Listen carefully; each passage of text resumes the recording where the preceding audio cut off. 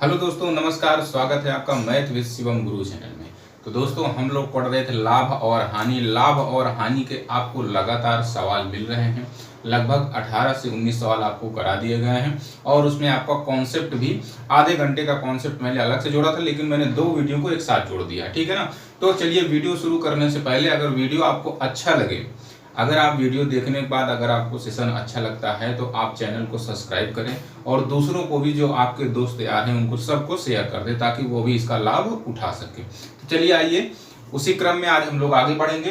तो दोस्तों, आज मैं जो है एक पिछले सेशन का यानी पिछले वीडियो को एक सवाल जो है डिस्कस करूंगा। उसमें शायद थोड़ा सा एक मिस्टेक हो गई है। मैंने जो बताया है आंसर वो सही है, लेकिन बाई मिस्टेक उसका तरीका मैंने गलत बता दिया था पहले वाले का। तो आइए उसको हम सुधार करते हैं, ठीक है। छोटी छोटी गलतियां हो जाती हैं तो उसी में हम थोड़ा सुधार करेंगे। देख लीजिए, आज ये सवाल था कि एक वस्तु को निश्चित मूल्य पर बेचा जाता है। अगर इसे इस कीमत के 80% पर बेचा जाता है तो 10% का हानि होगा। जब मूल बिक्री पर बेचा जाता है तो प्रतिशत लाभ क्या है। ध्यान से देखना, बहुत अच्छे तरीके से आज बता दूंगा, क्योंकि जो चीज हम अगर गलत कर देते हैं, याद रखिए कि जो चीज आप गलत करते हैं और उसको बाद में आप सुधार करते हैं कि अच्छा मैंने ये गलती की थी, तो वो हमेशा याद रहता है आपको। तो उसी तरह से ये सवाल मेरे लिए हो गया है। ये मिस्टेक हो गया था उस दिन, तो ये सब सवाल को मैं बहुत अच्छे तरीके से आज बताऊंगा। तो सवाल कहाँ है कि भाई कह रहा है कि एक निश्चित मूल्य पर बेचा जाता है, यानी एक सर्टेन प्राइस है इसका। हम मान लेते हैं बच्चे इसका निश्चित मूल्य, निश्चित मूल्य कुछ मान लेते हैं, आप कुछ भी मान लो। तो हम मानेंगे 100 पे गणना करना बहुत आसान रहता है। हम निश्चित मूल्य मान लेते हैं कि भैया इसका निश्चित मूल्य है 100 रुपया। अब कहा क्या है कि अगर इसे कीमत के 80% पर बेचा जाता है, यानी जो इसका निश्चित मूल्य है अगर उसके 80% बेचे, यानी इस कीमत के 80% पर, तो 100 का 80% कितना होगा? 80 रुपए होगा। 100 का 80 रुपए, 80% कितना होगा? 80 रुपए। मतलब 80% पर बेचा जाता है तो 90% की हानि हो जाती है। तो भैया 10% की हानि हो जाती है। तो ये बताओ, अगर 10% की हानि हो गई तो इसका मतलब आपने वस्तु को 90% पर बेच दिया। कितने पर बेच दिया? 90% पर बेच दिया। सवाल में कहा है कि जब मूल बिक्री मूल्य पर बेचा जाता है तो प्रतिशत लाभ क्या है। मूल मतलब प्रारंभिक मूल्य, मतलब अगर उसको 100 रुपए में ही बेचा जाए तो प्रतिशत लाभ वो आपसे पूछ रहा है। बताओ, 80 की चीज अगर हम 80 रुपए में बेच रहे हैं तो वस्तु कितने में बिक रही है? 90% पर। अगर हम वस्तु को 100 रुपए में बेचे, यही तो कहा है, मूल कीमत पर बेचे, मतलब अगर वस्तु को हम 100 रुपए पर बेचे तो कीमत मतलब कितना परसेंट लाभ होगा। तो बताओ, 80 बराबर 90%, तो 100 बराबर 90 गुणे 100 बटे आएगा 80। 20 काट दो, 20 चौक 80, 20 पंजे 100। 2 से कट जाएगा, 2 दूनी 4 और ये हो जाएगा 45। इसका गुणा करेंगे, ये हो जाएगा 225 बटे 2%। कितना होगा? 200, सब में देखो परसेंट लगा है, ठीक है, वो लगा लीजिएगा। 225 बटा 2% का मतलब होता है 112.5%। 112.5%। मतलब वस्तु कितने में बेची गई? 112.5% में। तो लाभ कितने का हुआ? कोई भी सीपी कितना होता है? 100% होता है। तो भाई आपने कितना बढ़ा के बेचा? 12.5%। इसका मतलब इसमें लाभ हुआ है आपको 12.5%। वैसे मैंने इसका बेसिक बताया था वो, बल्कि सही बताया था, लेकिन इसका जो मैं एक कॉन्सेप्ट बताया था वो गलत हो गया था। तो उसको इग्नोर करिए बच्चे, जो लोग देखे हों, ऐसा मत सोचिएगा कि गलत बता दिए, इसलिए मैंने उसको सुधार दिया। ठीक, चलो ये सवाल हो गया। चलो अगले सवाल पे आते हैं। ये पुराना सवाल था।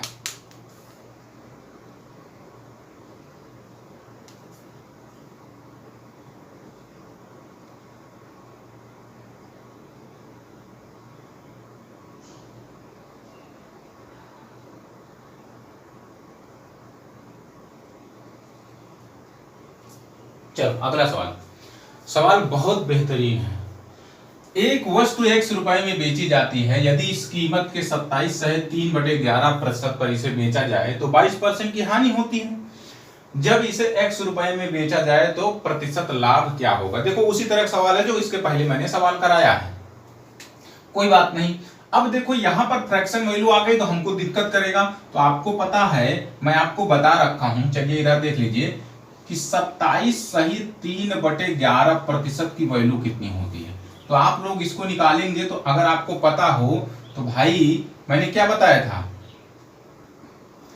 9 1/11 की वैल्यू कितना बताया था, 1/11 होता है। कितना होता है, 1/11। तो बताओ अगर मैं इसमें 3 का गुणा कर दूं तो क्या ये इतना नहीं बन जाएगा। तो 3 का इधर करेंगे तो 3 का इधर भी करेंगे, इसका मतलब इसकी वैल्यू कितना है, 3/11 है। इसका फ्रैक्शन वैल्यू कितना हो जाएगा, 3/11। अब देखो इसी के अकॉर्डिंग हम सवाल कर लेंगे। इस बार 100 नहीं मानेंगे, क्यों, क्योंकि यहाँ परसेंटेज जो है आपको फ्रैक्शन में दिया हुआ है, इसलिए दिक्कत हो जाएगी। डिफिकल्ट परसेंटेज है, इसलिए आप इसको इस बार किससे लगाएंगे, फ्रैक्शन से लगा लेंगे, रेशियो मेथड से।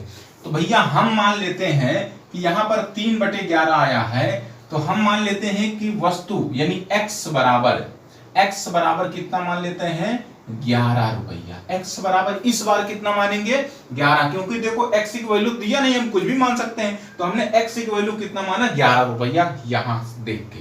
ठीक, अब कहां है, अच्छा इसका बात आप समझ रहे हैं, इस 27/3/11 की वैल्यू 3/11 होती। इसका मतलब सीधा से ये है कि 11 का 27/3/11 3 होगा। 11 का 27/3/11% 3 होगा। इससे हमें देखो डायरेक्ट यहां पर पता होगा, इसलिए हम चीजों को कैलकुलेट बहुत जल्दी कर पाएंगे। तो भैया x बराबर 11 हो गया। अब क्या कहा है कि यदि इस कीमत के 27/3/11% पर इसे बेचा जाए, कितने पर बेचा जाए, कीमत के यानी 11 रुपए का 27/3/11% पर बेचा जाए। तो 27/3/11 कितना होता है, 11 का 3 होता है। देखो यही तो अभी मैं बताया हूं, इसका मतलब वस्तु को 3 रुपए में बेचा गया। 27/3/11 का मतलब हुआ 3 रुपए में बेचा गया, तो 22% की हानि होती है। तो मतलब ये हुआ कि 3 रुपए में बेचा गया तो 22% की हानि, तो मतलब वस्तु कितने में बेची गई, 78% में। कितने में बेची गई, 78% में। जब इसे x रुपए में बेचा जाए तो लाभ क्या होगा, मतलब x रुपए में मतलब मूल कीमत पर, मतलब 11 रुपए में। तो बताओ 3 बराबर 78 के, तो क्या आप 11 रुपए पे नहीं निकाल सकते हैं, 11 रुपए में कितने परसेंट पर बिकेगी। तो क्या ये हो जाएगा 78 × 11 बटे में हो जाएगा 3। 3 से काटोगे, 3 दूना 6 और 3 छंग 18, तो गुणा करो बचवा, 11 छक्का 66 की 6 और 11 दूना 22 और 22 और 6 28। कितना परसेंट आ गया, 286% आया। लेकिन ध्यान देना भैया, 11 रुपए पर बेच रहे हैं तो वस्तु कितने पर बिक रही है, 286% पर। तो लाभ कितना है, 100 से जितना ज्यादा होगा वही लाभ होगा। तो 100 से ये ज्यादा है 186%, इसका मतलब इस पे लाभ है 186% का। नोट करो फटाफट, बहुत बेहतरीन सवाल है, मेंस लेवल का सवाल है, समझ लीजिए, लेकिन है सेकंडों का सवाल।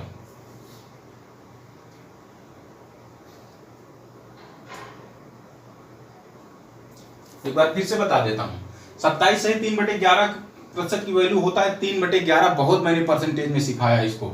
अब देखो कहा है कि वस्तु को x रुपए में, तो x की वैल्यू हम कितना माने, हर बार तो 100 मान लेते थे पिछले सवाल में, लेकिन यहाँ पर दिक्कत यह है कि 100 मानेंगे तो इसको हल करने में हमको दिक्कत हो जाएगी। तो हम ऐसा मानते हैं कि कुछ कट पिट जाए। तो हमने 27/3/11 की वैल्यू हमको पता, फ्रैक्शन वैल्यू 3/11 होती है, तो हमने x की वैल्यू कितना मान लिया, 11।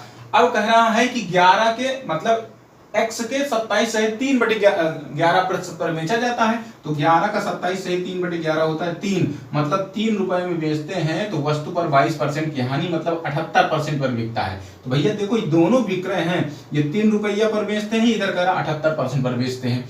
तो जब 3 रुपए में बेचते हैं तो 78% पर बिकती है वस्तु। तो बताओ अगर मूल कीमत पर मतलब x ही रुपए में, x का मतलब 11 रुपए में बेच दिया जाए तो कितने में बिकेगी, 286% पर। भैया 286% पर बिकेगी वस्तु। तो वस्तु पर लाभ पूछा, ये नहीं पूछा कि कितने परसेंट पर बिकेगी, लाभ पूछा है। तो बताओ 100 से जितना ज्यादा परसेंटेज वही लाभ हानि होता है।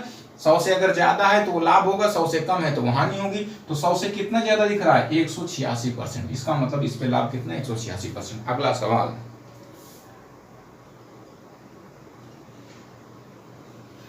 अगला सवाल मिलता जुलता उसी से, एक बार मैं पढ़ता हूं, आप लोग ध्यान से सुनिए। एक वस्तु को एक निश्चित मूल्य पर बेचा जाता है, यदि इस मूल्य के 33 सही 1/3% पर बेचा जाए तो 33 सही 1/3% की हानि होती है। वास्तविक मूल्य के 60% पर बेचने पर लाभ प्रतिशत क्या है? देखो, इसको मैं दो तरीके बता सकता हूं। तो मैं इसको आपको ऐसा कुछ मान के बताऊंगा कि जिससे ज्यादा से ज्यादा समझ में आए। अगर मैं 1/3 से मान के बता दूंगा तो आप लोगों को थोड़ा सा दिक्कत हो सकती है, लेकिन मैं इसको ऐसा बता दूंगा कि बिल्कुल समझ में आ जाएगा। देखो, आपको पता है कि हमें निश्चित मूल्य ऐसा मानना चाहिए, क्योंकि 33 सही 1/3 का मतलब होता है 1/3। तो भैया ऐसे निश्चित मूल्य मानना है जो 3 से कट जाए, जो क्या हो, जो 3 से कट जाए। तो देखो कैसे मानते हैं। तो देखो, निश्चित मूल्य आप मानेंगे भैया, निश्चित मूल्य आप इसका मान लीजिए 300 रुपया, क्योंकि 300 रुपए पूरा पूरा बताओ, एक 3 से कट जाएगा कि नहीं कट जाएगा? आप 100 रुपया भी मान लेंगे, आएगा सवाल, लेकिन कुछ ऐसा मानेंगे जिससे सवाल पूरा पूरा सही सही एकदम परफेक्ट जो समझ में आए। ठीक, तो भैया हम क्या मान लिए? 300 रुपए मान लिए कि इसका निश्चित मूल्य है। और क्या मान लेते हैं? अब क्या कहा है? देखो, कहा क्या है कि यदि इस मूल्य के 33 सही 1/3% पर बेचा जाए, ध्यान दो बच्चे, 33 सही 1/3% को बच्चे को मालूम है कि 1/3 होता है। कितना होता है? 3 होता है। तो भैया ये बताओ, कह रहा मूल्य के, निश्चित मूल्य के 33 सही 1/3 पर बेचा जाए, तो मतलब इसके 1/3, तो इसका 1/3 कितना होगा? 100 रुपया। मतलब ये हुआ कि अगर 100 रुपया में बेचा जाता है तो कह रहा 33 सही 1/3% की हानि होती है। तो इसका मतलब ये हुआ कि हमको सीपी भी मानना पड़ेगा, तभी ना हम बताएंगे कि कितने की हानि होती है। अगर देखो इसको आप परसेंटेज में रखेंगे ना तो भैया दिक्कत हो जाएगी। अब आप इसको 100 से कैसे घटाओगे बताओ? दिक्कत होगी उसमें घटाने में। तो ऐसा है, हम इसका सीपी भी अपने मन से, अभी थोड़ी देर के लिए सीपी भी अपने मन से कुछ भी मान लो, तो हम ऐसा मानेंगे क्योंकि ये 33 सही 1/3 की हानि हो रही है ना, तो अपनी तरफ से मानोगे कि मान लो बच्चे सीपी इसका कितना है? 300 रुपया। सीपी कितना है उतना ही मान लो, सीपी मान लेते हैं कि 300 रुपया है। अब आपसे कहा क्या है कि अगर निश्चित मूल्य के 1/3 पर, मतलब 33 सही 1/3 पर बेचते हैं, तो मतलब 100 रुपए पर बेचते हैं। अगर 100 रुपए पर बेचते हैं तो 33 सही 1/3 की हानि होती है। तो मुझको ये बताओ, सीपी है अगर 300 रुपया, इस पर 1/3 की हानि हो गई, तो 1/3 का, इसका 300 का 1/3 कितना होगा? 100 रुपया होगा। बोलो, अरे बच्चे इसका 1/3 कैसे निकालोगे? ऐसे काटोगे, कितना आएगा? 100 आएगा। मतलब 100 रुपए की हानि हो गई। तो इसका मतलब वस्तु कितने में बिकी? क्या वस्तु 200 रुपए में नहीं बिकी? बोलो, क्या वस्तु 200 रुपए में नहीं बिकी? बिल्कुल बिकी। अब क्या कहा है? वास्तविक मूल्य के 60% पर बेचने पर लाभ प्रतिशत क्या है? कितने पर? कह रहा वास्तविक मूल्य के 60% पर बेचने पर। तो भैया चाहे इसको, इसी को एक्चुअल प्राइस भी कहते हैं, इसी को निश्चित प्राइस यानी सर्टेन प्राइस, दोनों एक ही बात है। मतलब इसको वास्तविक मूल्य के 60% पर। तो भैया वास्तविक मूल्य यहां पर क्या माना गया है? 300 रुपया। तो 300 रुपया के 60% पर बताओ, इसका 60% कितना होगा? क्या 180 नहीं होगा? इतना नहीं आता, 6×18। मतलब कह रहा है कि अगर 180 रुपए में बेचे तो लाभ बताना है। तो बताओ 100 बराबर 200 के, तो 180 बराबर कितना आएगा? 360 के आएगा। अरे भैया यहां से देखो काट सकते हो, ये 1 बराबर 2 के हो गया, 1 बराबर 2 के, तो 180 बराबर 360 के। इसका मतलब वस्तु कितने में बिकी? 360 रुपया में बिकी। तो कह रहा है कि भैया प्रतिशत लाभ बताना है कि कितने प्रतिशत का लाभ होगा। तो आप चाहे इधर से कैलकुलेट कर लो, चाहे सॉरी सीपी से। तो भैया ये बताओ वस्तु कितने की थी, 300 की, बेचा कितने में, 360 रुपए में, लाभ कितने का आपको दिखा, 60 रुपये का दिख रहा है। कितने का दिख रहा है, 60 रुपये। तो 60 गुणे 100 बाटे क्रय मूल्य, क्रय मूल्य कितना है, 300 रुपया। 6 पंजे 30 और 5 दुनाई में 10, तो कितने परसेंट आ गया, 20%। कितना आ गया, 20%। इस तरह से इस सवाल को करना था बच्चे, ठीक हो गया।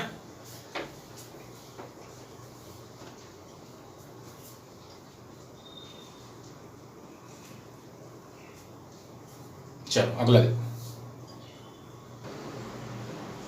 चलो देखो, बड़ा अच्छा सवाल है। इस टाइप के मैं 4-5 सवाल कराऊंगा, बिल्कुल अच्छे समझिए, बहुत आता है ये प्रश्न। यदि बिक्री मूल्य 3 गुना और लागत मूल्य 2 गुना किया जाता है तो लाभ 65% हो जाता है। मूल लाभ प्रतिशत क्या है, बहुत बेहतरीन भैया। ये है देखिए लागत और इधर है बिक्री मूल्य, ठीक, शॉर्टकट में लिखने। अगर आप देखो लागत को कुछ मान लीजिए, क्या मान लेते हैं हम, लागत मान लेते हैं भैया कि 100 रुपया है। कितना है, 100 रुपया। हम लागत मान लेते हैं 100 रुपया। अब कहा क्या है, सवाल पहले लागत से पढ़ेंगे। कह रहा लागत मूल्य 2 गुना किया जाता है, तो मतलब लागत मूल्य को 2 गुना करेंगे तो भैया ये कितना हो जाएगा, 200 हो जाएगा। बोलो, लागत मूल्य को 2 गुना करेंगे तो कितना हो जाएगा, 200। कह रहा है लागत मूल्य को 2 गुना किया जाता है और बिक्री मूल्य को 3 गुना किया जाता है। अभी हमें बिक्री नहीं मालूम तो आगे बढ़ जाइए। कह रहा 3 गुना किया जाता है और लागत मूल्य को 2 गुना किया जाता है तो लाभ 65% हो जाता है। सवाल को ध्यान से पढ़िए। अभी इस पे हम कोई कार्रवाई नहीं करेंगे, ये 3 गुना दिया क्यों, क्योंकि हमको बिक्री कुछ मालूम ही नहीं है। शुरू में कहा है कि लागत मूल्य 2 गुना किया जाता है, तो लागत अगर 100 माने हैं तो 2 गुना करेंगे तो 200 हो जाएगा। तो कह रहा है लाभ 65% हो जाता है। तो बताओ 2 गुना कर दिए हैं तो लाभ जो है 65% हो गया। कितना परसेंट हो गया, 65%। तो मुझको क्या आप बता सकते हो कि 200 का 65% कितना होगा, 130। 200 का 65% कितना होता है, ऐसे निकाल लोगे, कितना हो जाएगा, 130। मतलब 200 की वस्तु पर 130 का लाभ, तो वस्तु कितने में बिकेगी, 330 रुपया में। 200 पर 65% का लाभ का मतलब यह है कि वस्तु कितने में बिकेगी, 300 रुपए में। तो भैया ये 330 रुपए में। तो ये भैया 330 रुपए कब आया है, जब यदि बिक्री मूल्य 3 गुना किया गया है। कब किया गया है, बिक्री मूल्य को भैया ये 3 गुना किया गया है तब ये 330 आया है। तो इसका मतलब ये यहां पर रहा होगा 110। कितना रहा होगा, 110 रुपया। क्या इतना नहीं समझ में आ रहा भैया, ये 3 को गुणा करने पर इतना आया है, तो इसमें भाग कर देंगे तो ये वाली वैल्यू आ जाएगा। तो कितना हो जाएगा, 110। तो क्या अब आपको लाभ दिखने लगा, बताओ। पूछा है कि मूल लाभ प्रतिशत क्या है, मतलब शुरू में लाभ कितना था। तो भैया 100 की वस्तु कितने में बिक रही थी, 110 में। तो सीधा सीधा हमको कितने परसेंट का लाभ दिख रहा है, 10% का। कितने का दिख रहा है, 10% का। शॉर्ट स्क्रीन लीजिए।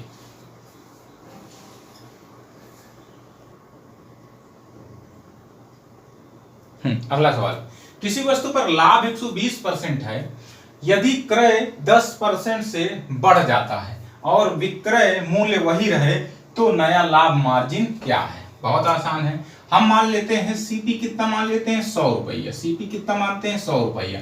कहा है किसी वस्तु पर लाभ 120% है, तो एसपी कितना हो जाएगा, एसपी हो जाएगा 120%। जब लाभ लेंगे इस पे 100 पर 120% लाभ लेंगे तो ये वस्तु बिकेगी 220 में। कितने में बिकेगी, 220 में। अब क्या कहा है कि यदि क्रय मूल्य में 10% की वृद्धि होती है, यदि क्रय मूल्य 10% से बढ़ जाता है, तो मतलब ये हुआ कि इसमें 10% की वृद्धि हो गई। तो जब इसमें 10% की वृद्धि हो गई तो ये 110 रुपए का हो गया। कितने का हो गया, 110 रुपए का।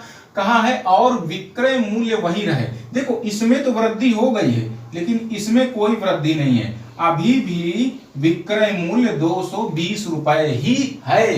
तो नया लाभ मार्जिन क्या है प्रतिशत में बताना है। अब नया लाभ तो भैया देखो पहले 100 की वस्तु एक 220 में बेच रहे थे, अब क्या है कि 110 की वस्तु आप 200 में बेच रहे हैं, तो लाभ बताना है। तो सीधा सीधा यार दिख रहा है कि ये 110 है, ये 220 है, दो गुना है, जस्ट क्या है, दो गुना है। तो क्या 100% का लाभ नहीं दिख रहा है? यहाँ से कितने परसेंट का लाभ दिख रहा है? 100% का लाभ दिख रहा है। या तो ऐसे निकाल लो, देखो 100 की वस्तु 220 में, तो लाभ कितना दिख रहा है? 110 गुणे में क्या हो जाएगा 100 बटे में क्रय मूल कितना है 110, ये इससे कैंसिल हो जाएगा, तो कितना परसेंट का लाभ हो जाएगा?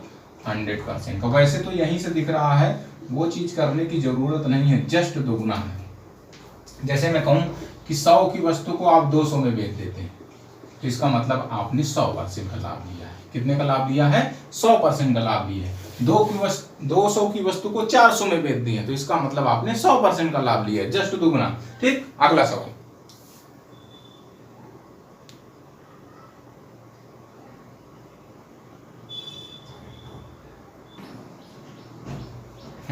चलो अगला, एक विनिर्माता उत्पादन लागत से 33% अधिक पर अपना विक्रय मूल्य नियत करता है। यदि उत्पादन लागत 12% बढ़ जाता है और विनिर्माता अपना विक्रय 10% बढ़ा देता है, तो उसके लाभ प्रतिशत की गणना कीजिए। बहुत आसान सवाल है, कोशिश करिए एक बार। चलो आप लोग कोशिश करते रहना, वीडियो रोककर मैं बताता हूं क्या है। करा एक विनिर्माता उत्पादन लागत से 33% अधिक अंकित करता है, मतलब वस्तु का सीपी है अगर 100 रुपए हम माने, तो भैया वो कितना अंकित करता है? अंकित करता है 33% अधिक। 33% अधिक का मतलब हुआ अंकित करता है वो 133 रुपया। कितना अंकित करता है? 133 रुपए अपना विक्रय मूल्य नियत करता है। ठीक बात है। कह रहा यदि उत्पादन लागत 12% बढ़ जाता है, अब हुआ क्या भाई कि ये उत्पादन लागत में 12% की वृद्धि हो गई, मतलब 100 का सामान अब मिलने लगा 112 रुपए में। 100 का सामान मिलने लगा 112 रुपए में। कहा 12% बढ़ जाता है और विनिर्माता अपना विक्रय मूल्य 10% बढ़ा देता है। भैया अगर ये 12% बढ़ गया तो उसने एसपी को भी बढ़ा दिया, मतलब नियत मूल्य में भी वृद्धि कर दी। और कितने की वृद्धि कर दी? 10% की।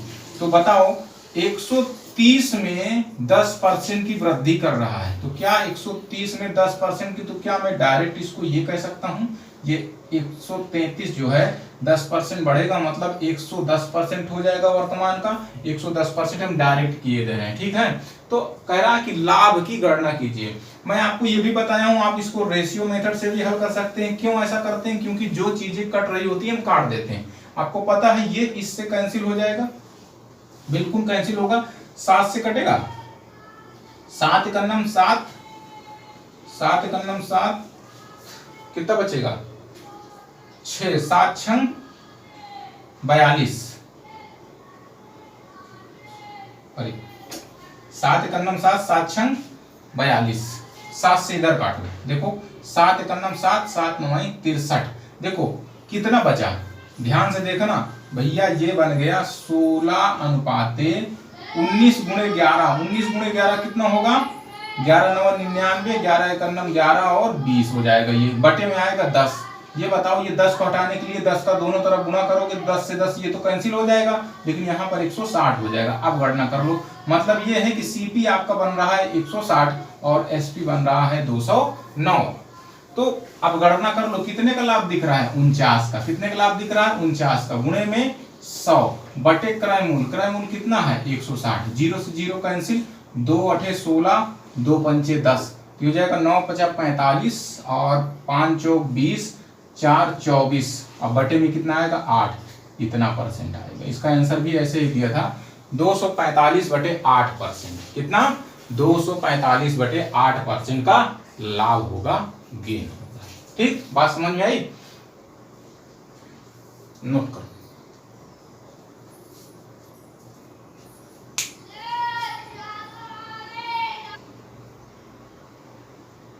चलो देखो, एक आदमी एक निश्चित मूल्य पर अपना माल बेचता है जिसमें उसे 20% लाभ होता है। ठीक, 2 बार लिखिए। या वह जिस कीमत पर वह जिस कीमत पर अपना सामान खरीदता है वह 10% बढ़ गया। क्या हो गया? 10% बढ़ गया और वह उसे 8% अधिक पर बेचता है तो उसका लाभ प्रतिशत क्या है? ठीक, वैसे ही करेंगे, कोई दिक्कत नहीं है। आपको पता है ये सीपी, इधर एसपी लिख लेते हैं। भैया हुआ क्या, कह रहा है कि अपना सामान वो 20% लाभ पर बेचता है, तो मतलब 100 की वस्तु को वो बेचता है 120 रुपया में। ठीक, कोई बात नहीं। यह वह जिस कीमत पर अपना सामान खरीदता है वह 10% बढ़ गया। तो भैया जो चीज 100 रुपए की थी उसमें 10% की वृद्धि हो गई, तो अब ये सामान मिलेगा आपको 110 रुपए का। कोई बात नहीं। और वह उसे 8% अधिक पर बेचता है, तो भैया इसमें भी क्या हो गया? 8% की वृद्धि हो गई। तो ये हो गया 120 का 8% का मतलब हुआ, डायरेक्ट 108% कर दें तो ये 108% हम कर दिए। सब पीछे सब आएगा ना, 108% कर दिए। कह रहा उसका लाभ प्रतिशत क्या होगा, तो कोई बात नहीं, हम इसको रेशियो में कन्वर्ट कर लेते हैं। आपको पता है ये सीपी है, एसपी है, तो देखो इसमें कटेगा कुछ ना कुछ। देखो ये 0 से ये 0 कैंसिल हो रहा है। और क्या कटेगा? और कुछ कटेगा कि नहीं कट रहा है? 5 से काट लेते हैं।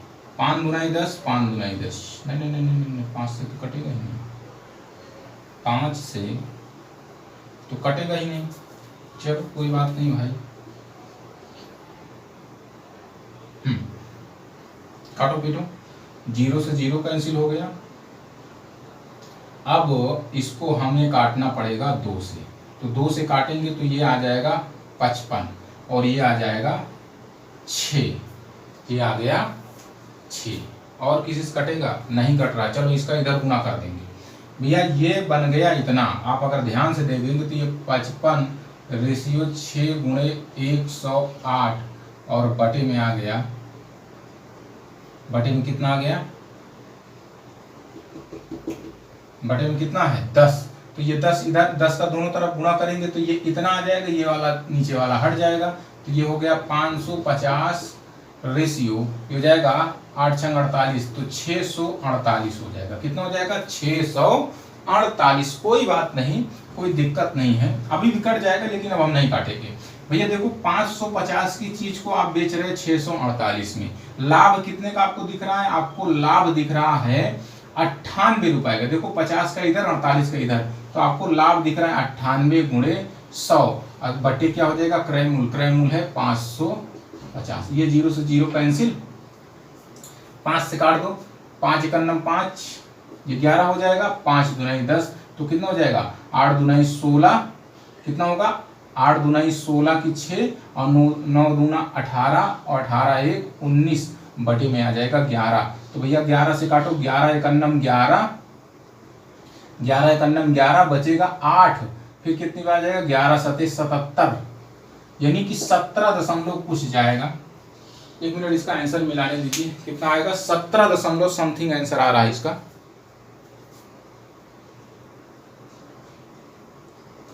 ओहो सॉरी सॉरी सॉरी, देखो गलत हो गया। 1 मिनट रुकिएगा, रुकिएगा भाई लोग, 1 मिनट, इसको फिर से देख लीजिए, पूरा सवाल ही मिस्टेक हो गया।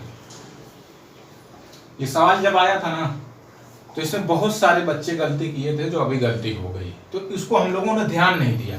ध्यान देना है उस बात को।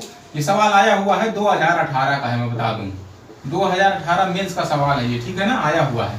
आप ध्यान से इसको पढ़ेंगे तो यहाँ पर हमने ध्यान नहीं दिया। एक आदमी एक निश्चित मूल्य पर अपना माल जो है बेचता है, तो भैया एक निश्चित मूल्य पर बेचता है, सीपी नहीं दिया था, जो मैंने सीपी मान लिया था वो गलत हो जाएगा। मान लेते हैं कि निश्चित मूल्य उसने 100 रुपए में बेचा था। कितने में बेचा था? 100 रुपया में।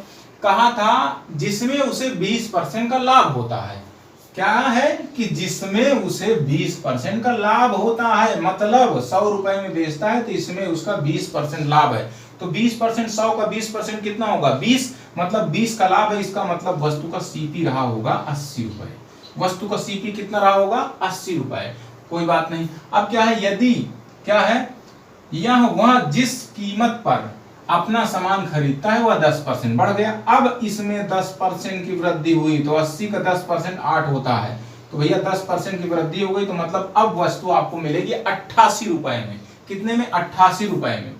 अब और आगे क्या कहा है? और वह उसे 8% अधिक पर बेचता है, मतलब 100 की वस्तु को अब वह 8% अधिक पर बेचता है, मतलब वह बिकने लगा 108 में। कितने में बिकने लगा? 108 में बिकने लगा। तो कहा है उसका लाभ प्रतिशत क्या है। तो ऐसा करो, हम इसको रेशियो में बना लेते हैं। तो 4 से काट दें, 4 गुनाई 8, 4 गुनाई 8, 4 गुनाई 8, 4 7 28, मतलब 22 की वस्तु को कितने में बेचा गया? 27 में। आपको लाभ दिख रहा है? लाभ कितने का दिख रहा है? तो लाभ हमको दिख रहा है 22, 5 27, 5 का लाभ दिख रहा है। 5 गुणे 100 बटे क्रय मूल्य। क्रय मूल्य कितना है? 22। क्रय मूल्य कितना है? 22। ठीक है, 2 से काट तो ये हो जाएगा 11 और ये हो जाएगा 50। अब ये हो जाएगा 5 बचा 25, मतलब 250। अब बटे में आ जाएगा 11। तो 11 से काटेंगे तो 11 दूना 22, 3 बचा, और 11 दूना 22 और 11 बचे 55, मतलब 22.5 के आसपास आंसर इसका। दशमलव के एक स्थान तक बताना था ना, तो 22.5% आंसर इसका आएगा। 22.5%। ठीक, इस तरह से इसको करना था। इस सवाल को ध्यान से देखना है, 2 बार इसको देखना, ठीक है ना, नहीं तो ये सवाल में गलती हो जाती है बच्चों से अक्सर। आपने देखा कि अभी हमसे भी गलती हो गई, तो इस चीज को वहां पर ध्यान रखना है, लैंग्वेज उसकी देखना है। कह रहा है एक आदमी एक निश्चित मूल्य पर अपना माल बेचता है, तो भैया वह निश्चित मूल्य मान लेते हैं कि 100 रुपया में उसने बेचा, मतलब 100 रुपए एसपी कितना किया? 100 रुपए किया। अब इसमें 20% को उसका लाभ जुड़ा हुआ है, तो 100 का 20% कितना होगा? 20, मतलब 20 रुपए लाभ है, तो इसका मतलब सीपी कितना रहा होगा? 80 रहा होगा। अब जो जो कहा है वो कर दिया, कितना आ गया? 22.5।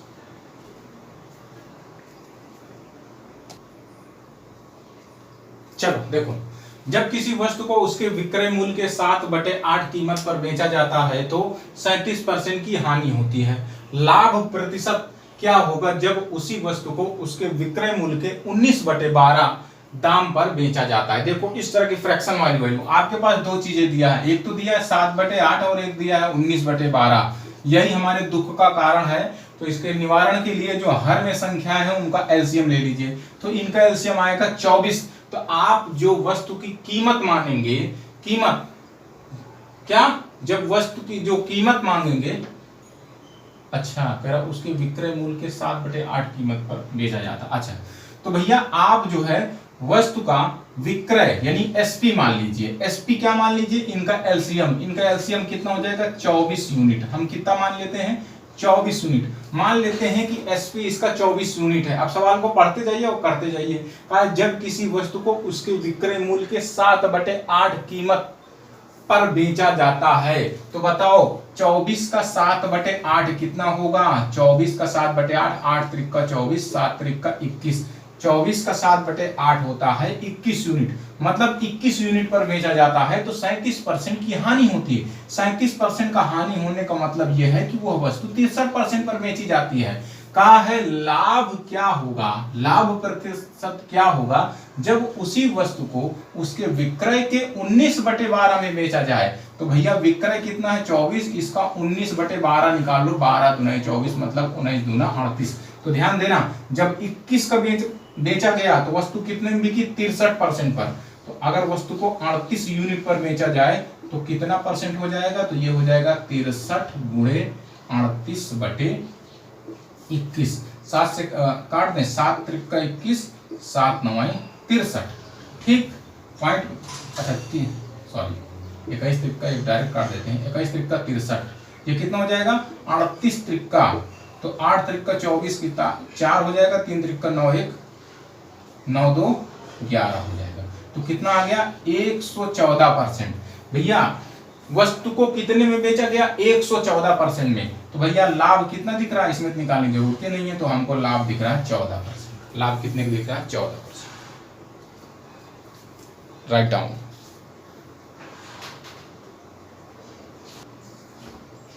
आज का अंतिम सवाल, दो वस्तुओं की कीमतों में दो वस्तुओं की कीमतों के अनुपात 5:8 के अनुपात में है।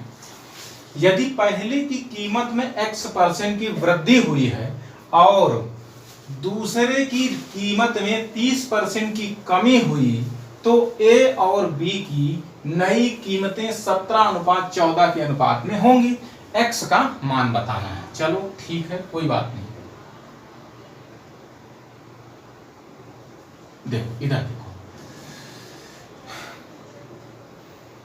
कीमतों का अनुपात क्या है शुरू में, ये है 5:8। कितना है, 5:8। अब देखो, या तो आप इसको 500 800 मान लो, या तो कुछ ऐसा बना लो कि 100 भी बन जाए तब भी काम चल जाएगा। तो देखो ऐसा करते हैं, इसमें 20 का गुणा कर देते। देखो रेशियो में किसी भी संख्या को गुणा कर दो, कोई फर्क नहीं पड़ता है। तो हम अगर इसमें 20 का गुणा कर देंगे तो ये 20 पंचे 100 हो जाएगा। कितना हो जाएगा, 100 हो जाएगा। और ये 20 अट्ठे हो जाएगा 160। कितना हो जाएगा, 160 हो जाएगा। अब सवाल को पकड़ना, कह रहा यदि पहले की कीमत में x% की वृद्धि, भैया इसमें की गई है x% की वृद्धि। क्या की गई है, x% की वृद्धि, और दूसरे की कीमत में 30% की कमी हुई है। मुझको ये बताओ, 30% की कमी हुई है तो क्या आप डायरेक्ट 30% की कमी हो गई तो बचा कितना, 70% बचा। कितना बचा, 70%। या तो आप पहले इसका 30% निकालो, फिर इस 160 में से घटा दो, तब भी आ जाएगा। तो हम यहां पर डायरेक्ट यूज कर ले रहे हैं। भैया 160 का 30%, इसमें 30% कमी हो गई 160 में, तो इसका मतलब बचा कितना, 70%। तो 70% कर दिए। ये 0 से 0 कैंसिल, ये 0 से ये 0 कैंसिल हो जाएगा। ठीक है, तो ये हो कितना जाएगा, 16 सत्ते, ये हो जाएगा 112। कितना हो गया, 112। कितना हो गया, 112। लेकिन देखो इसका हमें नहीं पता कि कितने का हो गया वृद्धि, यही तो मान निकालना है। तो ये बताओ कि आप जब वृद्धि कर देते हैं, सवाल में कहा है कि जब x% की वृद्धि और दूसरे की कीमत में 30% की कमी हुई तो A और B की नई कीमतें क्या हो गई, 17:14 के अनुपात में।